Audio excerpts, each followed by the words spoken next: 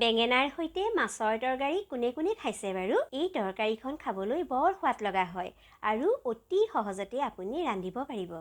নমস্কাৰ বন্ধুসকল, আপোনালোক সকলোকে পপিমণি কিটচেনলৈ স্বাগতম জনাইছোঁ। আহকচোন তেনেহ'লে অকণো দেৰি নকৰি আজি আমি মাছৰ তৰকাৰীখন ৰান্ধিবলৈ আৰম্ভ কৰি দিওঁ। প্ৰথমে মই কেইটুকুৰামান এনেদৰে ৰৌ মাছ লৈ লৈছোঁ আৰু এই মাছ কেইটুকুৰাত ভালদৰে নিমখ, হালধি লগতে কাশ্মীৰী চিলি পাউডাৰ সানি লৈছোঁ। এতিয়া গেছৰ ওপৰত এখন কেৰাহীত মিঠাতেল দি দিছোঁ আৰু তেলখিনি ভালদৰে গৰম হ'বলৈ দিলোঁ আৰু মাছ কেইটুকুৰা এনেদৰে আধা ভাজি ল'ম।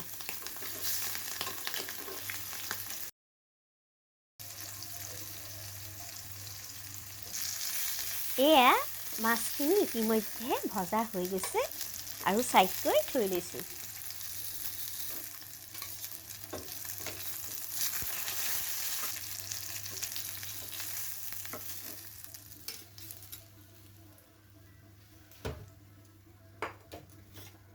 এইবাৰ আমি এটা ডাঙৰ বেঙেনা, দুটা বিলাহী, দুটা পিঁয়াজ, এটা নহৰু, এটুকুৰা আদা আৰু দুটা ৰঙা জলকীয়া এখন থালিত লৈছোঁ আৰু বেঙেনা আৰু বিলাহীকেইটা আমি মিঠাতেল দি সানি লৈছোঁ।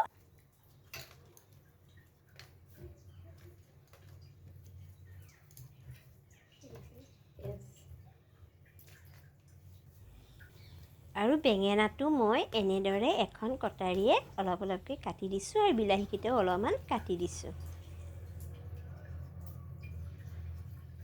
গেছটো অন কৰি লৈছোঁ আৰু এই পাচলিখিনি গেছতে মই এনেদৰে অলপ অলপকৈ ভালদৰে পুৰি ল'ম। আপুনি জুইশালতো পুৰি ল'ব পাৰে, তেতিয়া বেছিহে ভাল হয়। মোৰ যিহেতু জুইশাল নাই সেইবাবে ইয়াতেই পুৰি লৈছোঁ। এয়া চাওক, এইখিনি পূৰা হৈ গৈছে আৰু এতিয়া মই এখন কাটা চামুচ ল'ম আৰু কাটা চামুচেৰে এনেদৰে বিলাহীকেইটা আৰু বেঙেনাটো ভালদৰে গুচাই ল'ম।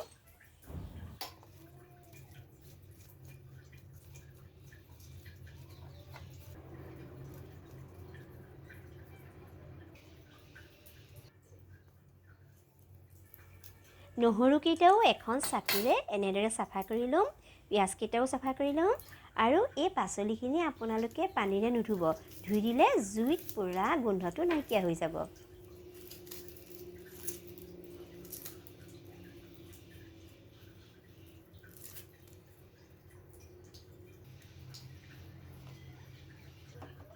মিক্সিৰ সৰু বাতিটোত আমি নহৰুকেইটা, আদা আৰু জলকীয়াকেইটা লগতে পিঁয়াজকেইটাও কাটি পেলাই এনেদৰে পিচি ল'ম।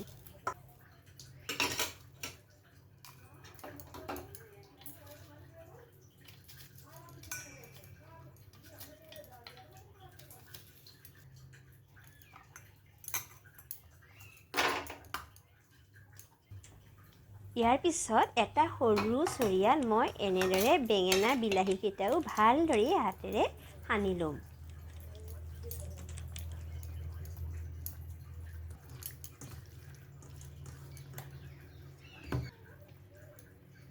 এতিয়া আমি এখন কেৰাহী গৰম কৰি মিঠাতেল দি ভালদৰে তেলখিনি গৰম কৰি ল'লোঁ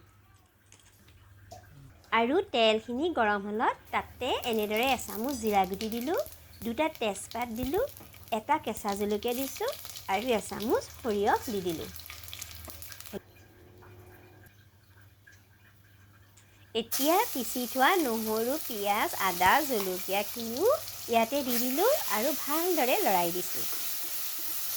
গেছৰ জুই কমাই লৈছোঁ আৰু সঘনাই লৰাই আছোঁ। অকণমান শুকোৱা নিচিনা হ'লে তাতে এচামুচ হালধি দি লৰাই দিছোঁ। ইয়াৰ পিছত এচামুচ ধনিয়া গুড়ি, এচামুচ জিৰা গুড়ি আৰু আধা চামুচ ফিছ মছলা দি দিছোঁ।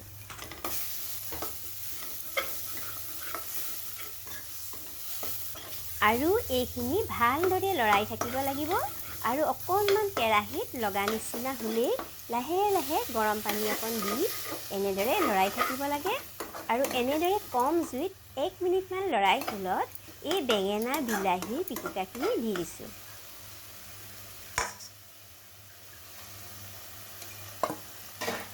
এইখিনিও ভালদৰে লৰাই এনেদৰে মিক্স কৰি আছোঁ।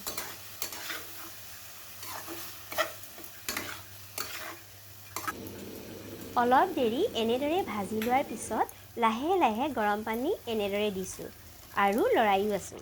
পানীখিনি আপোনালোকে হিচাপত দিব। যদি পনীয়া কৰিব বিচাৰে তেনেহ'লে আৰু অকণমান দিব পাৰে।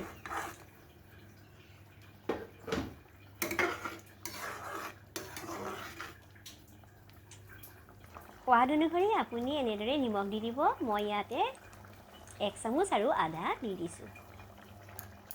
এয়া চাওক মাছৰ তৰকাৰীখন কেনেকৈ ধুনীয়াকৈ উতলি আছে আৰু ইয়াতে মই এতিয়া আধা ভজা মাছ কেইটুকুৰা এপিচ এপিচকৈ ভালদৰে দি দিম আৰু কম জুইতে মই এইখিনি 5 মিনিটলৈ ঢাকি থ'ম।